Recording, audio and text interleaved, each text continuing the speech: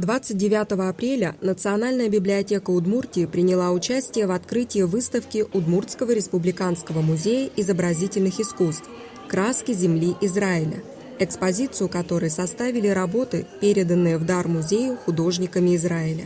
Это первый израильско-российский проект, инициированный Объединением профессиональных художников Израиля.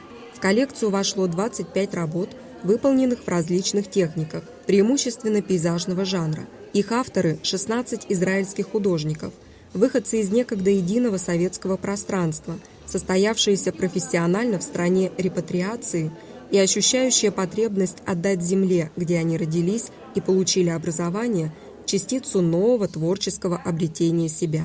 Выставка стала заметным культурным событием столицы республики. На вернисаже присутствовали официальные лица, художники, искусствоведы, многочисленные любители изобразительного искусства, представители еврейской диаспоры республики. Министр культуры и туризма Удмуртии Владимир Михайлович Соловьев отметил в своем выступлении, что работы израильских художников вызовут несомненный интерес зрителей и в просветительском плане, неся информацию о Святой Земле, и в эстетическом, давая представление об искусстве талантливейшего еврейского народа.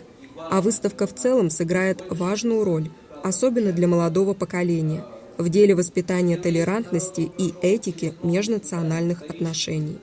Благодаря многолетнему сотрудничеству Объединения профессиональных художников Израиля и Национальной библиотеки Удмуртии в фонде отдела литературы по искусству сформировалась целая коллекция, посвященная изобразительному искусству, создаваемому в Израиле художниками, выходцами из бывшего Советского Союза.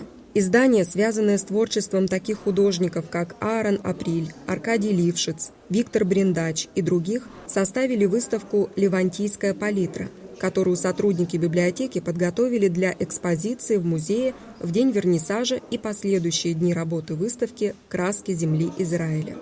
Специально к торжественному мероприятию была подготовлена одноименная книжная выставка в формате 3D, доступная на сайте Национальной библиотеки.